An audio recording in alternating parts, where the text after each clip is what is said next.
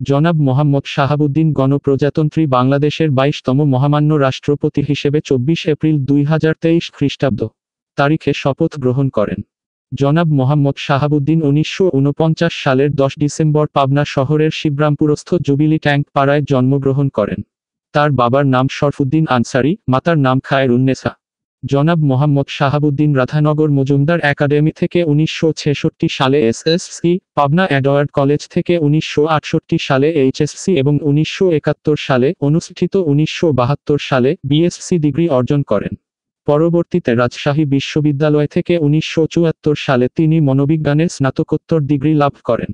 1975 সালে তিনি পাবনা শহীদ আমিনউদ্দিন আইন কলেজ থেকে এলএলবি ডিগ্রি লাভ করেন এবং 103 জন পরীক্ষার্থীর মধ্যে একমাত্র তিনিই উচ্চতর দ্বিতীয় শ্রেণীতে উত্তীর্ণ হন।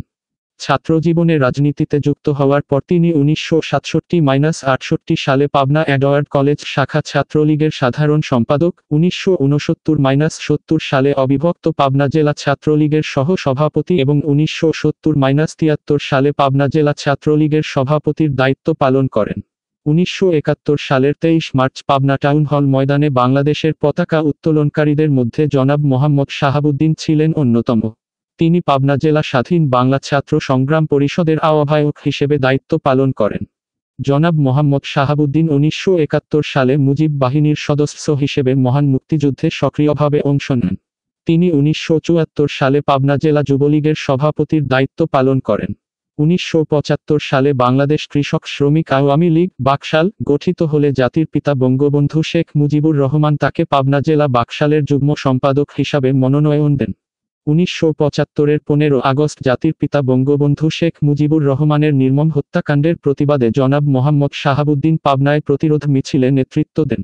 পরবর্তীতে 20 আগস্ট তাকে গ্রেপ্তার করা হয় এবং 3 মাস তিনি সেনা ক্যাম্পে নির্যাতনের শিকার হন।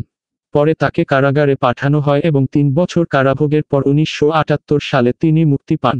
তিনি 1980 সালে পাবনা জেলা আওয়ামী লীগের প্রচার সম্পাদক নির্বাচিত হন। জনাব মোহাম্মদ শাহাবুদ্দিন পাবনা জেলা আইনজীবী সমিতির সদস্য ছিলেন। তিনি 1982 সালে বাংলাদেশ সিভিল সার্ভিস বিচার ক্যাডারে যোগ দেন। 1995-1996 সালে বাংলাদেশ জুডিশিয়াল সার্ভিস অ্যাসোসিয়েশনের মহাসচিব নির্বাচিত হন। তিনি চাকুরিকালীন অতিরিক্ত জেলা জজ ও জেলা জজদের প্রশিক্ষণ কর্মশালার মূল্যায়নে উভয় ক্ষেত্রেই প্রথম স্থান অধিকার করেন। শ্রম আদালতের চেয়ারম্যান হিসাবেও তিনি দায়িত্ব পালন করেন। বঙ্গবন্ধু হত্যা মামলায় আইন মন্ত্রণালয় কর্তৃক তাকে সমন্বয়কারী হিসাবে নিয়োগ দেয়া হয়। জনাব মোহাম্মদ শাহাবুদ্দিন জেলা ও দায়রা জজ হিসেবে 2006 সালে অবসর গ্রহণ করেন এবং বাংলাদেশ সুপ্রিম কোর্টের হাইকোর্ট বিভাগে আইন পেশায় প্রত্যাবর্তন করেন। 2001 সালে সাধারণ নির্বাচনের পর বিএনপি জামাত জোট সরকারের সময় আওয়ামী লীগ ও তার সহযোগী সংগঠনের নেতাকর্মী এবং সংখ্যালঘু সম্প্রদায়ের জনগোষ্ঠীর উপর হামলা, হত্যা, ধর্ষণ ও লুণ্ঠনের ঘটনায় পরবর্তীতে গঠিত তদন্ত কমিশনের প্রধান ছিলেন জনাব মোহাম্মদ শাহাবুদ্দিন, যা শাহাবুদ্দিন কমিশন নামে পরিচিত। এ কমিশনের প্রতিবেদন সরকারি গেজেটে প্রকাশিত হয়। মোহাম্মদ শাহাবুদ্দিন 2011 থেকে 2016 সাল পর্যন্ত দুর্নীতি দমন কমিশন দুদক এর কমিশনার হিসাবে দায়িত্ব পালন করেন। এ সময় বিশ্বব্যাংক পদ্মা সেতু নির্মাণ প্রকল্পে দুর্নীতির অভিযোগ উত্থাপন করে। সরকার দুদককে এ বিষয়ে অনুসন্ধানের দায়িত্ব দিলে জনাব মোহাম্মদ শাহাবুদ্দিন দৃঢ় ভূমিকা পালন করেন এবং বিশ্বব্যাংকের অভিযোগ মিথ্যা প্রমাণে সক্ষম হন। কানাডার টরেন্টোর অন্টারিও কোর্ট অব জাস্টিসে সংক্রান্ত মামলাটি নিষ্পত্তিকালে তার তদন্ত প্রতিবেদনটিকে পূর্ণাঙ্গভাবে সমর্থন করেছে। জনাব মোহাম্মদ শাহাবুদ্দিন 2020 সালের জানুয়ারিতে বাংলাদেশ আওয়ামী লীগের উপদেষ্টা পরিষদের সদস্য নির্বাচিত হন। তিনি আওয়ামী লীগের প্রচার ও প্রকাশনা উপকমিটির চেয়ারম্যান হিসাবেও দায়িত্ব পালন করেন। জনাব মোহাম্মদ শাহাবুদ্দিন পাবনা ডেভেলপমেন্ট ফাউন্ডেশনের সভাপতি হিসাবে দায়িত্ব পালন করেছেন। স্বাধীনতার পর 1972-1974 পর্যন্ত তিনি পাবনা জেলা রেড ক্রিসেন্ট সোসাইটির মহাসচিব ও 1973-1974 সালে পাবনা জেলা পরিবার পরিকল্পনা সমিতির কোষাধ্যক্ষ ছিলেন।